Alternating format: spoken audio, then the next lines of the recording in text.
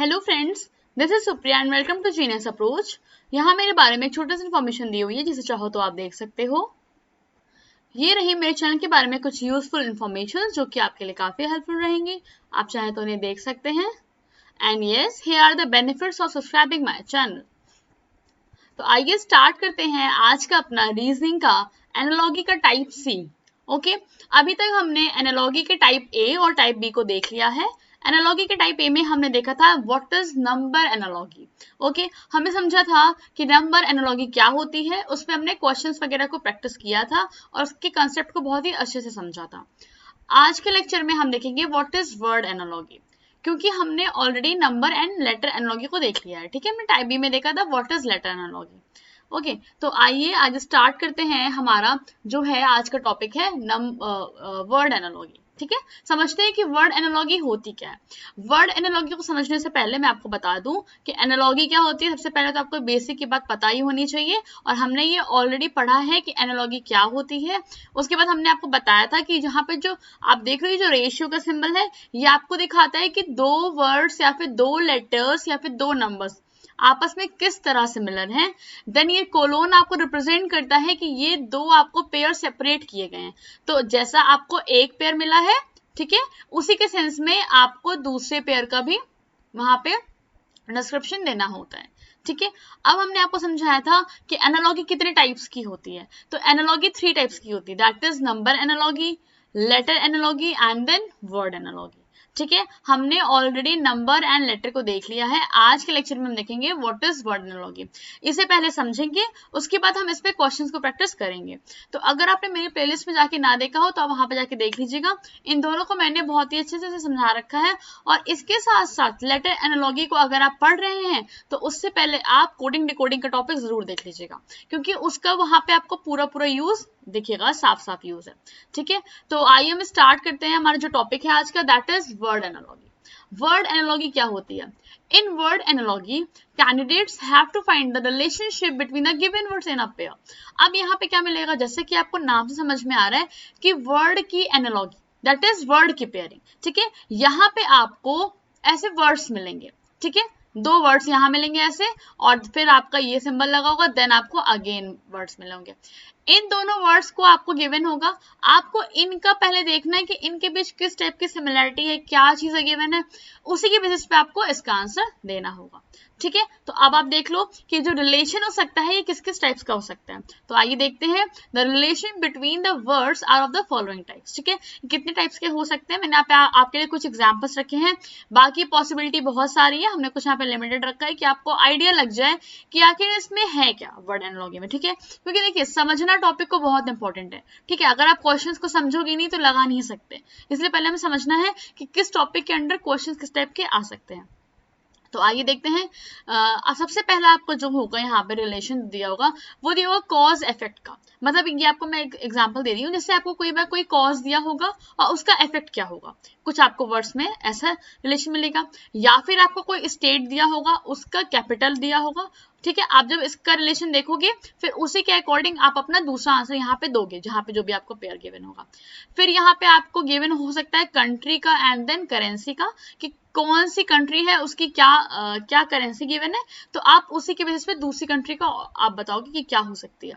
Then आपका synonym and antonyms given हो सकता है। सिनोनिम आप समझ ही रहे हो, सिमिलर वर्ड्स, उसको हम बोलते हैं पर्यायवाची। एंड एंटोनिम्स आपके होते हैं ऑपोजिट वर्ड्स, दैट इज विलोम शब्द, जो आपने पढ़े होंगे हिंदी में।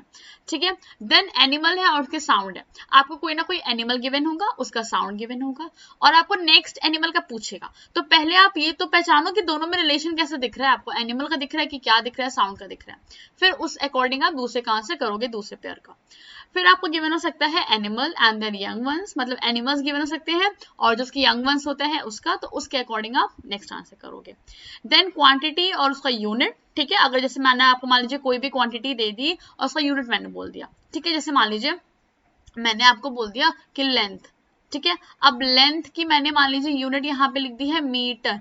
ठीक है, तो आप ये तो बात पहचान गए ना इसे देखते ही कि यहाँ पे क्या क्या गिवन है, एक क्वांटिटी दी है और यहाँ पे उसका यूनिट दिया है। अब ऐसे आप मान लीजिए मैंने नेक्स्ट ब्लैंक कर दिया और मैं यहाँ पे आपको यूनिट दे दूं। ठीक है, मान लीजिए मैंने दे दिया ग्राम। तो आपको ये देख के आइडिया लग जाएगा ग्राम को देख के कि इसका सेंस क्या है, कि जैसे मीटर के लिए लेंथ यूज हुआ उसी तरह आपका ग्राम के लिए क्या यूज हो जाएगा, आपका यहाँ पे वेट यूज हो जाएगा। जब आपको कोई चीज मेजर करना होता है तो आप वहां पे, जब आपको कोई ऐसे भारी तौलना होता है, जब उसको नापते हो तो आप ग्राम के मेजरमेंट में करते हो, किलोग्राम, ग्राम। तो इस तरीके से आप दिमाग लगाओगे। ठीक है, अब देख लीजिए, इंस्ट्रूमेंट, कोई ना कोई इंस्ट्रूमेंट दिया होगा उसका मेजरमेंट बोलेगा, या फिर कोई वर्कर होगा उसका टूल। ठीक है, इस तरीके से। तो इन सब टाइप्स के आपके रिलेशंस बनते हैं वर्ड्स के बीच में। अभी जब आप ना क्वेश्चन देखोगे तो आपको ज्यादा अच्छे से क्लियर होगा कि किस टाइप के जो क्वेश्चन आ रहे हैं किस टॉपिक के अंडर आ रहे हैं। तो आइए हम बढ़ते अपने क्वेश्चन की ओर। ओके, तो हम वर्ड एनालॉजी के क्वेश्चंस को स्टार्ट करने से पहले देख लेते हैं जो कि हमारा था ये होमवर्क का क्वेश्चन। ठीक है, पहले हम होमवर्क क्वेश्चन देख लेते हैं, उसके बाद हम अपने वर्ड एनालॉजी के क्वेश्चंस को करेंगे। तो आइए देखते हैं। यहाँ पे आपको गिवन है A/B। ठीक है, फिर आपको ये सिंबल गिवन है, मतलब ये क्या दिखाता है आपको, इन द सेम वे। ठीक है, ये आपको सेम वे कंसीडर करता है। B/D then C/D। ठीक है, ये आपका प्रोपोर्शन का सिंबल है जो कि आपको क्या नोट करता है, in the same way. Okay, ये मैंने आपको पहले भी बता रखा है।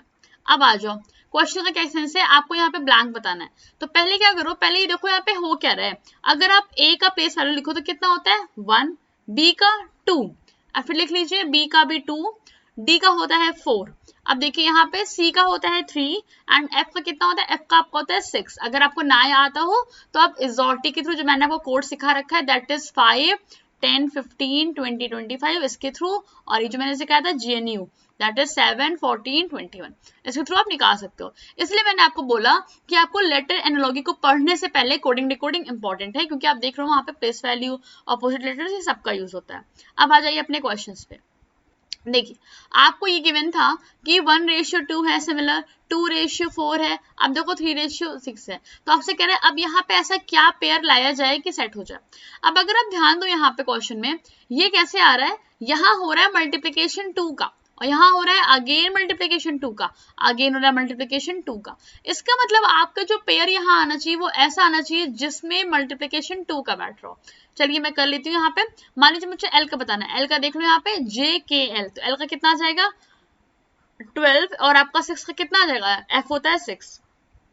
ठीक है, अब आप देखिए यहाँ पे 12 डिवाइड बाई 2 आ रहा है 6। ठीक है, ना कि 12 में मल्टीप्लाई करके आ रहा है। ध्यान रखिएगा, मैंने आपको बोला कि पहले वाले लेटर में मल्टीप्लीकेशन करना है 2 का। अब आ जाओ, E और L है, E कितना हो जाएगा आपका 5, L कितना हो जाएगा 12, बिल्कुल नहीं, ये तो हो नहीं सकता, ये भी नहीं हो सकता। अब आ जाइए D और F पे, D कितना है आपका 4 और F कितना है आपका 6, ये भी नहीं हो सकता। देखिए 4 में जब 2 मल्टीप्लाई करते हैं तो 8 आता है, तो जो कि गलत बन रहा है। अब यहाँ आ जाओ, F है आपका 6 और L कितना है 12, ये देखो आपका करेक्ट ऑप्शन है। कैसे हो गया, क्योंकि जब आप 6 में मल्टीप्लिकेशन करोगे, 6 में जब मल्टीप्लिकेशन करोगे 2, तभी तो आपको 12 मिलेगा। तो उस अकॉर्डिंग जो आपका यहाँ पे पेयर फिल हुआ वो क्या हुआ, वो हो गया F/L। क्यों हुआ समझ रहे हैं ना, क्योंकि 6 रेशियो यहाँ कितना बैठेगा 12, और यहाँ आपको दिख रहा है 6 में मल्टीप्लिकेशन करेंगे तो 12 आ जाएगा। तो इस अकॉर्डिंग ये था आपका ये होमवर्क क्वेश्चन। आपने होप से आपको समझ में आया होगा आपने कैसे करा है। ठीक है, इससे हमें कुछ नहीं करना था, पहले प्लेस वैल्यूज को लिख लिया, फिर हमने देखा कि क्या यहाँ रिलेशन सेट हो रहा था, उसके अकॉर्डिंग हमने इसकी सिमिलैरिटी को देखते हुए हमारा जो आंसर था उसको हमने रखा। ठीक है, अब आइए हम स्टार्ट करते हैं अपना वर्ड एनालॉजी के क्वेश्चन, जो कि हमारा टाइप सी है। ठीक है, हम टाइप सी के सारे क्वेश्चंस को लाइन बाय लाइन देखेंगे। तो आइए स्टार्ट करते हैं। क्वेश्चन नंबर फर्स्ट हमारा, Which of the following pair of words have the same relationship as, आपको क्या बताना है कि ये जो words होंगे यहाँ पे रिलेशनशिप किसका सेम होगा। जैसे आपको ये गिवन है, देखो बोट का गिवन है और, अब आपको पहले मीनिंग पता होना चाहिए। बोट आपको पता है, बोट मतलब क्या हो गया नाव। ठीक है, आपको पता है ना जो नाव चलाते हैं। और का मतलब क्या हो गया, ये आपका होता है चापू। क्या होता है चापू, चापू मतलब जो आप बोट चलाने के लिए यूज करते हो ना, वो होता है आपका और। अब बताइए यहाँ पे सेंस क्या दिखा है, यहाँ पे आपको रिलेशन दिखा रहा है, वो ये दिखा रहा है कि बोट को चलाने के लिए और का यूज पड़ता है। तो बताइए बाइसिकल को चलाने के लिए किसका यूज पड़ता है। समझिएगा बहुत ध्यान से, इस क्वेश्चन को जल्दी अगर आप करना चाहते हैं, सेकंड्स में करना है, फटाफट करना है। तरीका यही है, पहले जो रिलेशन दिया हुआ है उसको उठाइए और तुरंत पहले उसका मीनिंग निकाल लीजिए कि क्या दिया हुआ है, तब अपने क्वेश्चन पे आओ। ठीक है, मैंने क्या देखा, बोट हम लोग चलाते हैं चापू से, तो बाइसिकल कैसे हम लोग चलाएंगे, हमको क्या चाहिए बाइसिकल को चलाने के लिए, उसको मूव करने के लिए हमें चाहिए पैडल। देखिए देखिए, सीट भी चाहिए, रोड भी चाहिए, व्हील भी चाहिए, सब चाहिए, लेकिन जो मोस्ट इंपॉर्टेंट है जिसपे आप प्रेशर डाल के चलाते हो, जो आपकी मेहनत है, वो क्या होती है? वो होती है पैडल। पैडल पे तो आप प्रेशर डालते हो, तो इसके अकॉर्डिंग आपको जो आंसर हो जाएगा वो क्या हो जाएगा? पैडल, क्योंकि उसी के थ्रू आप बाइसिकल को आगे आप खिसका पाते हो, चला सकते हो। ठीक है, जैसे आप बोट को चलाते हो चापू के थ्रू। ठीक है, तो यहाँ पे आपका आंसर क्या हो गया? बाइसिकल के लिए पेडल, पेडल हो गया। That is option number A correct answer होगा। अब आइए बढ़ते हैं नेक्स्ट क्वेश्चन पे। क्वेश्चन नंबर सेकंड है आपका। देखो पहली बार समझ लो, इसमें दो लैंग्वेज का क्वेश्चन आता है। एक जो अभी आपने क्वेश्चन नंबर फर्स्ट देखा, देखिए इसमें क्या गिवन है? विच of the following pairs of words have the same relationship. इसका भी सेंस यही है, जब आप यहाँ पे देखें ना, जैसे आपने रेशियो का सिंबल देखा, आप तुरंत समझ जाओ कि ये एनालॉजी का क्वेश्चन है।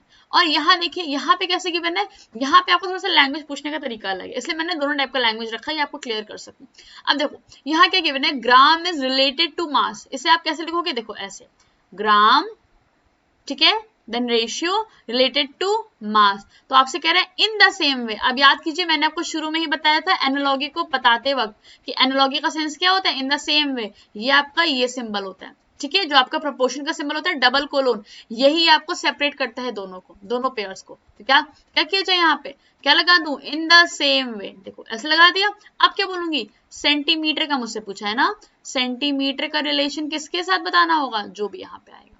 हो गया, समझ में आ गया? आप इसको सेट करोगे, पहले आप इसे लैंग्वेज से उठा के इस तरह सेट करना सीखो। ठीक है, अगर लैंग्वेज में गिवन है तभी तो आप समझ पाओगे ना कि कैसे एनालॉजी का क्वेश्चन बना।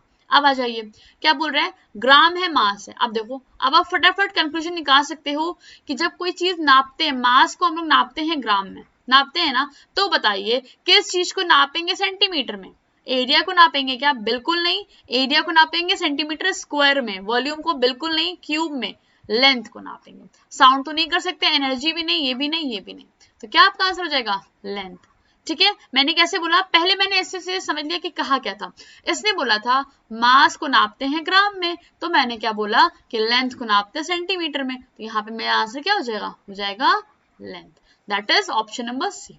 ठीक है, इस तरह आपको करना है। पहले आप अपने क्वेश्चन को समझ लेना क्या बोल रहा है, फिर आप फटाफट दूसरा सॉल्यूशन देख लोगे। ओके, तो चलिए बढ़ते हैं क्वेश्चन नंबर 3 की ओर। क्वेश्चन नंबर 3 है आपका, which of the following pairs of words have the same relationship. Again आपका सेम क्वेश्चन है। आपके गिवन है यहाँ पे फैन गिवन है, हीट गिवन है, और देखो इस बार आपको यहाँ पूरा पूरा पेयर बताना है कि क्या सेट होगा। देखिएगा, समझिएगा। पहले क्या करोगे? पहले ये सोच लो फैन और हीट का सेंस क्या दिख रहा है आपको। अब आप सोचो, हीट को रिमूव करने के लिए, भाई आपको गर्मी हटानी होती तभी तो आप फैन यूज करते हो, तो क्या बोलोगे? हीट के रिमूवल के लिए हमने यूज किया फैन। नॉर्मल सी बात है। अब बताओ, ड्रिंक को रिमूव करने के लिए वाटर? बिल्कुल नहीं। अगर यहाँ पे होता थ्रस्ट, मतलब प्यास को बुझाने के लिए मैंने वाटर यूज किया, तब ये करेक्ट होता, तो ये रॉन्ग। नाइट के लिए लाइट? बिल्कुल रॉन्ग, कोई सेंस नहीं बनता, क्योंकि आपसे यहाँ पे कह रहा है इसको, हीट को, ठीक है, हीट को हटाने के लिए फैन यूज किया, मतलब गर्मी ना लगे। ठीक है, स्टूडेंट के लिए टीच? बिल्कुल नहीं, ये भी कोई सेंस नहीं बन रहा। डी ऑप्शन पे आ जाओ। ये देखो, हंगर को हटाने के लिए फूड यूज किया, ये आपका परफेक्ट ऑप्शन बन रहा है इस सेंस के अकॉर्डिंग। बात समझिएगा। देखिए, आपके ऑप्शंस में और भी ऑप्शन आपको लग सकते हैं सही, बट आपको अपने इस ये जो कंडीशन दी हुई है, इसमें जो सिमिलरिटी जो यूज हुई है, ठीक है, एनालॉगी जो यहाँ यूज हुई है, वही आपको यहाँ सेट करना है, जो भी आपके आंसर होगा। तो क्या आपको दिख रहा है यहाँ पे? यहाँ होना चाहिए फूड का साथ आपका हंगर। क्यों? अब इसका सेंस देख लो, जब हंगर होता है, हंगर को हटाने के लिए हम खाएंगे फूड, तभी तो हमारी भूख हटेगी। उसी तरह जब हमें हीट को हटाना था तो हमने यूज किया था फैन। ठीक है, इस अकॉर्डिंग हमारा डी ऑप्शन करेक्ट हो। ठीक है, तो चलिए बढ़ते हैं क्वेश्चन नंबर 4 की ओर। क्वेश्चन नंबर 4 है आपका, which of the following pairs of words have the similar relationship. Again same question है। अब आ जाइए, यहाँ समझते हैं। यहाँ आपका गिवन है रेक्टेंगल। रेक्टेंगल कैसा होता है आपको पता होना चाहिए। रेक्टेंगल आपका ऐसा 4 साइड का होता है, ठीक है।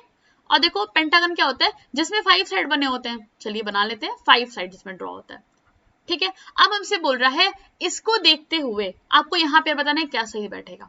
अब अगर आप इसे ध्यान दो, यहाँ 4 साइड है, यहाँ 5 साइड है, इसका मतलब यहाँ पे एक इंक्रीमेंट हुआ है। क्या हुआ है? एक इंक्रीमेंट हुआ है।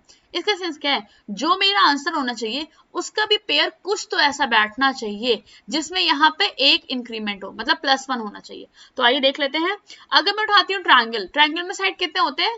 3। रेक्टेंगल में कितने होते हैं? 4। देखो इंक्रीमेंट हुआ ना +1 का, तो ये सही ऑप्शन हो सकता है आपका इजीली। और भी कोई देख लेते हैं। देखो ट्राइंगल आपने बना लिया, रेक्टेंगल बना लिया, समझ लीजिएगा 3 साइड इसमें 4 साइड इसमें। अब देख लो डायगोनल है पेरीमीटर, कोई सेंस नहीं बन रहा, कुछ भी नहीं। साइड पेरीमीटर बिल्कुल नहीं, पेरीमीटर में आप क्या कोई लेंथ जान पा रहे हो यहाँ पे, नहीं, आपको यहाँ पे शेप के अकॉर्डिंग बताना था। अब आ जाओ सर्किल है स्क्वायर, बिल्कुल नहीं, सर्किल तो आपका ऐसे बनता है, स्क्वायर आपका ऐसे बनता है, ठीक है, तो बिल्कुल नहीं। इसके अकॉर्डिंग आपका फर्स्ट ऑप्शन करेक्ट हुआ, दैट इज यहाँ पे क्या हो जाएगा, यहाँ हो जाएगा आपका ट्रायंगल और यहाँ पे आपका हो जाएगा क्या, रेक्टेंगल। ठीक है, समझ रहे हैं ना क्यों, यहाँ नंबर ऑफ साइड 3 है, यहाँ नंबर ऑफ साइड 4 है, दैट इज आपका +1 का इंक्रीमेंट हो गया। ठीक है, तो इस तरह करना है, पहले आप क्वेश्चन देख लो उसमें क्या कह रहा है, उसी के अकॉर्डिंग आप अपना आंसर जज कर लो बहुत इजीली। तो चलिए बढ़ते हैं क्वेश्चन नंबर 5 पे। क्वेश्चन नंबर 5 है हमारा, यहाँ में गिवन है इंडिया एंड देन रुपीज। अब देखो इसका सेंस क्या है, देखते दिमाग में कुछ तो आना चाहिए बहुत ही फटाक से, क्या दे रहा है यहाँ पे, इसकी करेंसी गिवन है, इसकी करेंसी गिवन है। तो आपसे क्या पूछ रहा है, करेंसी इसकी गिवन है, इंडिया की जो करेंसी होती है वो क्या होती है, रुपीज होती है। आपसे कह रहे हैं यूके की करेंसी क्या होती है, तो ये तो आपको डायरेक्ट पता होना चाहिए, यूके की जो करेंसी होती है वो आपकी होती है पाउंड। ठीक है, तो यहाँ पे क्या हो जाएगा आपका पाउंड, दैट इज ये ऑप्शन करेक्ट हो जाएगा। अब ये मैंने कैसे जाना, क्योंकि मुझे करेंसी पता होनी चाहिए ना, मैंने पहले इसको देखा, जब मैं जान गई कि इंडिया और रुपीस के बीच में पॉसिबिलिटी क्या है, करेंसी की ही तो बात हो रही है और तो कुछ बात हो नहीं रही है, तो उसी के अकॉर्डिंग हम यहाँ पे इसका सेंस लगा लिए कि यूके का क्या हो जाएगा आपका पाउंड हो जाएगा। ठीक है, तो चलिए बढ़ते हैं क्वेश्चन नंबर 6 पे। क्वेश्चन नंबर 6 आप समझते हैं, देखिए पेन का रिलेशन दिया हुआ है ऑथर, आप समझिएगा पेन ऑथर, ऑथर कौन होता है, जो लिखता है। भाई किससे लिखता है, ऑथर कैसे लिखता है, ऑथर पेन से लिखता है, ऑथर को चाहिए पेन लिखने के लिए। तो भाई शावर्ड मतलब क्या होता है, ये आपका होता है सेंस, इसका होता है तलवार। अब बताओ किसको चाहिए तलवार, तलवार कौन लेगा, थोड़ा सा दिमाग लगाइए, जो लड़ाई करेगा झगड़ा करेगा, ऐसे आप सोच सकते हो ना, मतलब कोई ना कोई योद्धा ना कोई आपका वैरियर जो होगा, दैट इज कारपेंटर लेगा क्या तलवार, बिल्कुल नहीं। वैरियर देखो आपको ऑप्शन मिल गया, टेलर लेगा क्या, बिल्कुल नहीं। फार्मर लेगा, बिल्कुल नहीं, फार्मर लिखा गया, फार्मर होगा यहाँ पे। ठीक है, टाइपिंग मिस्टेक हो गई। अब आ जाइए क्या हो जाएगा, इस अकॉर्डिंग जो आपका ऑप्शन होगा वो क्या हो जाएगा, वैरियर, मतलब जो आपका योद्धा होगा यहाँ पे, जो आपका वैरियर होगा वो तलवार यूज करेगा, जिस तरीके से ऑथर यूज करता है पेन। ठीक है, उसका जो प्रोफेशन होता है वो लिखने का होता है तो वो पेन यूज करता है, उसी तरह जो एक योद्धा होता है वो तलवार यूज करता है। ठीक है, तो देखो आपको पहले इससे सेंस लगाओगे तब आपको आंसर तुरंत ही मिल जाएगा। ठीक है, अब बढ़ते हैं नेक्स्ट क्वेश्चन की ओर। क्वेश्चन नंबर 7 है हमारा, आई मायोपिया। इससे आप क्या समझ रहे हो, मायोपिया अगर आपने थोड़ा भी साइंस पढ़ा होगा, आपको थोड़ा भी लॉजिक आपको नॉलेज होगा तो आप तुरंत दिमाग लगा लोगे, आई में जो डिजीज होती है वो क्या होती है, मायोपिया। ठीक है, आंखों में जो भी आपको रोग होता है उसको क्या बोलते हैं, मायोपिया, जो आपको दिखने का प्रॉब्लम होता है। ठीक है, उसी के अकॉर्डिंग हम यहाँ पे कह सकते हैं टीथ में जो प्रॉब्लम होगी, देखो मैंने इसको इससे रिलेट किया कि ये एक डिजीज है, ये एक डिजीज है, ये एक रोग है मायोपिया। ठीक है, हाँ, तो उसी के अकॉर्डिंग मैंने यहाँ पे बोला कि टीथ के लिए भी कोई ना कोई रोग यहाँ पे बात होगी। अब कैसा यहाँ पे होगा डिजीज, अब आ जाइए फटाफट देख लीजिए। देखिए आपको पहले ऑप्शन में दिख रहा है पायरिया, पायरिया जो होता है ये आपका टीथ का रोग होता है। ठीक है, मतलब जो आपके दांत में जो गम ब्लीडिंग की जो इश्यू होते हैं वो क्या होती है, वही आपकी होती है पायरिया। तो टीथ से रिलेटेड जो मेरा डिजीज था वो क्या था, पायरिया था। कैटरैक्ट भी नहीं था, ट्रैकोमा भी नहीं था एंड एक्जिमा भी नहीं था। एक्जिमा आपको पता होगा स्किन का डिजीज हो गया, कैटरैक्ट भी आपका आंखों का डिजीज हो गया। ठीक है, मोतियाबिंद जिसे कहते हैं। तो इसके अकॉर्डिंग आपने तुरंत आंसर लगा लिया कि 7th का आपका कौन सा ऑप्शन करेक्ट हो गया, ए ऑप्शन हो गया। ठीक है, इसके लिए आपको थोड़े थोड़े बेसिक्स आइडिया होने चाहिए कि वर्ड्स क्या लिखे हुए हैं, वर्ड्स का थोड़ा भी नॉलेज होना ही चाहिए। ठीक है, ऐसे क्वेश्चंस को करने के लिए। जैसे आप देख रहे होंगे इसमें आपको कहीं भी कोई लेटर एनालॉगी टाइप का कोई कोडिंग डिकोडिंग कुछ भी नहीं यूज हो रहा है, यहाँ पे आपका मेन लॉजिक यूज हो रहा है कि आप वर्ड्स को कैसे समझ रहे हो, कौन सा रिलेशन किसके साथ सेट हो रहा है। ठीक है, तो आइए बढ़ते हैं क्वेश्चन नंबर 8 की ओर। क्वेश्चन नंबर 8 है आपका कि स्केल के लेंथ, आप क्या समझ रहे हो उससे, देखो स्केल, स्केल का यूज क्यों हो रहा है, लेंथ के लिए, मतलब लंबाई नापना है आपको। आप स्केल का जनरली यूज आप कब करते हो, जब आपको कोई चीज लंबाई नापनी होती है, मतलब लेंथ को नापने के लिए आपने किसका यूज किया, स्केल का यूज किया ना। उसी तरीके से ओडोमीटर का यूज क्यों क्यों करते हैं, ओडोमीटर आपने देखा हो गाड़ियों में लगा होता है, इसका यूज करते हैं आपका स्पीड को नापने के लिए। ठीक है, तो अब आप ऑप्शन में आ जाओ अपने, देखो ओडोमीटर का यूज टेम्परेचर के लिए बिल्कुल नहीं होता है, करंट के लिए बिल्कुल नहीं होता है, रेन के तो बिल्कुल ही नहीं होता है। तो आपका ऑप्शन क्या करेक्ट हो जाएगा, सी, दैट इज स्पीड। ठीक है, ओडोमीटर आपने गाड़ियों में भी लगा हुआ देखा होगा, बाइक्स वगैरह में लगा होता है, वो आपका होता है स्पीड को नापने के लिए। ठीक है, तो ध्यान रखिएगा, जैसे आपने यहाँ देखा स्केल का यूज हुआ लेंथ के लिए, तो ओडोमीटर का यूज हो गया स्पीड के लिए। ठीक है, तो चलिए बढ़ते हैं क्वेश्चन नंबर 9 पे। इसके क्वेश्चन आपके बहुत ईजी होते हैं, खाली आपको लॉजिक्स पहचानना है। अब यहाँ आ जाओ फटाफट, देखो सन का रिलेशन दिया है डॉटर के साथ, कैसे दिया है, सन का डॉटर। अब इसका आप दिमाग लगा लो, ये क्या है आपका सन, मतलब क्या हो गया आपका, ये हो गया बेटा आपका, मतलब एक मेल वर्जन है। और ये आपका डॉटर कैसे हो गया, बेटी, दैट इज फीमेल वर्जन है।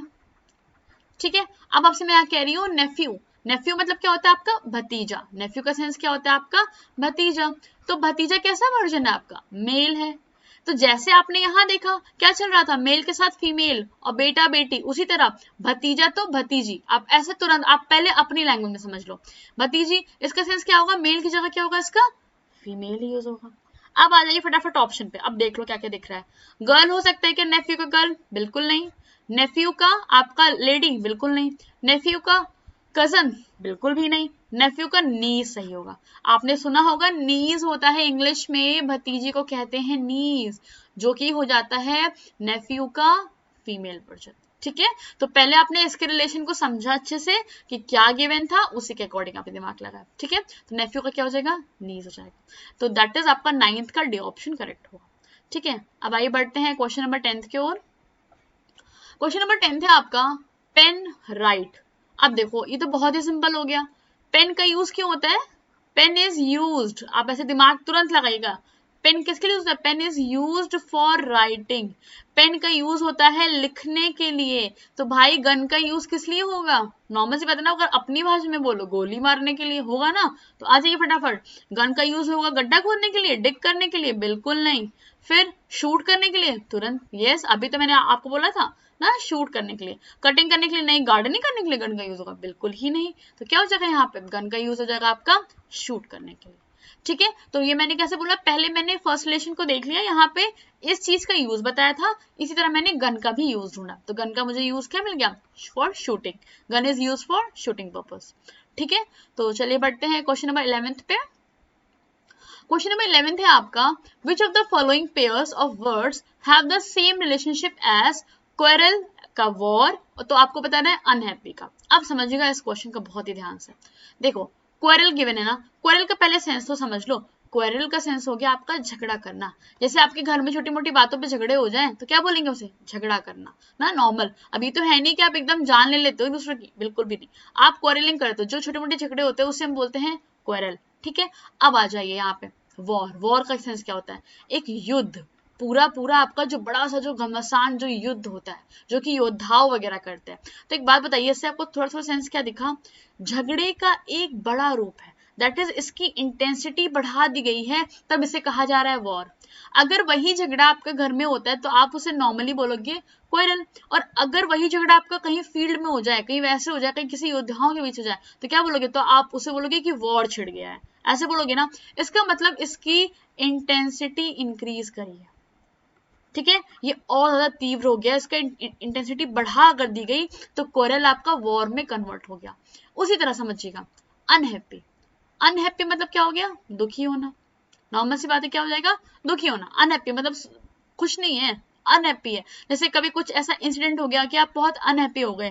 ठीक है, अब इसका जो एक इंटेंसिटी बढ़ा के अगर मैं बोलूं कि अगर कोई बहुत ज्यादा दुखी है तो क्या हो जाता है, तो क्या हो जाता है, वो डिप्रेस हो जाता है, सैड हो जाता है। ठीक है, तो उसी के अकॉर्डिंग अगर आप यहाँ पे आ जाओ फटाफट, देखो बहुत दुखी होगा तो हैप्पी हो क्या, बिल्कुल ही नहीं, ये तो ऑप्शन हो ही नहीं सकता, हमने इसके थ्रू लॉजिक लगाया। अब आ जाइए सैड, सैड हो सकता है, रिफ्यूज, रिफ्यूज भी नहीं हो सकता, रिफ्यूज का यहाँ पे कोई सेंस नहीं बन रहा है, डिनाई, डिनाई मतलब मना कर देना, उसका भी सेंस नहीं बन रहा है। अगर आप इसका सेंस अच्छे से निकालिए, देखिए अनहैप्पी है मतलब कोई दुखी है, कोई खुश नहीं है। ठीक है, अनहैप्पी का आप लॉजिक समझिए, ध्यान से, खुश नहीं है, भाई जब खुश नहीं है तो उसकी इंटेंसिटी, मतलब मैं क्या बोलूंगी, बहुत बिल्कुल भी खुश नहीं है, तो मैं क्या कहूंगी, एकदम सैड है, एकदम से दुखी है, बहुत दुखी। ठीक है, मैं यहाँ पे क्या यूज कर दूंगी, बहुत दुखी, मतलब बहुत ज्यादा ही सैड है, तो उसके सेंस में यहाँ पे क्या आ जाएगा, sad option, that is 11th का बी। ठीक है, ये कैसे हो गया, इसकी जब मैंने इंटेंसिटी को इंक्रीज करा अनहैप्पी को। ठीक है, तो आप देखो ये सब क्वेश्चंस कितने लॉजिक वाले हैं, ठीक है, पहले आपको वर्ड्स को लिखना होगा, फिर आपको समझना होगा कि क्या कहना चाह रहा है। यहाँ पे कोई अपोजिट वर्ड्स नहीं यूज थे, ध्यान दीजिएगा, बस इंटेंसिटी को बढ़ाया गया था वर्ड्स को। ठीक है, कहते नहीं थोड़ा बढ़ा चढ़ा के बोलना, उस तरीके से। ठीक है, अब आ जाइए क्वेश्चन नंबर 12 पे, देखते हैं हमारा क्वेश्चन नंबर 12 क्या है। देखिए आपको यहाँ पे गिवन है रेड फोर्ट जो है दिल्ली के साथ गिवन है। इसे देख के तुरंत दिमाग में चल गया होगा, कुछ भी नहीं है, बहुत आसान है। दिल्ली में क्या है? रेड फोर्ट है, दिल्ली में रेड फोर्ट है। आपको क्या बताना पड़ेगा? ये जो गोल्डन टेम्पल आपको दिख रहा है ये किधर है भाई? गोल्डन टेम्पल किधर है? आप ऑप्शन पे आ जाइए। आगरा में है क्या? बिल्कुल भी नहीं। जामा मस्जिद बिल्कुल नहीं, तो हो ही नहीं सकता, तो अजीब ही ऑप्शन दिए हैं। अब आ जाइए बी ऑप्शन। एग्जैक्टली कैसे मैंने बोल दिया? क्योंकि अमृतसर में ही गोल्डन टेम्पल है। ठीक है, जो आपका अमृतसर है वहां पे गोल्डन टेम्पल आपको दिख जाएगा। ठीक है, तो जब आपको प्लेसेस भी पता होंगे, ये सब जनरल नॉलेज है, आपको थोड़ा मोटा नॉलेज होगी, ये तो कोई बहुत बड़ी चीजें नहीं है, आपको बेसिक आइडिया तो होगा ही कि क्या है। यहाँ पे देखो रेड फोर्ट कहाँ पे है? दिल्ली में है। उसी तरीके से गोल्डन टेम्पल आपका कहाँ पे है? अमृतसर में है। ठीक है, तो आइए बढ़ते हैं क्वेश्चन नंबर 13 की ओर।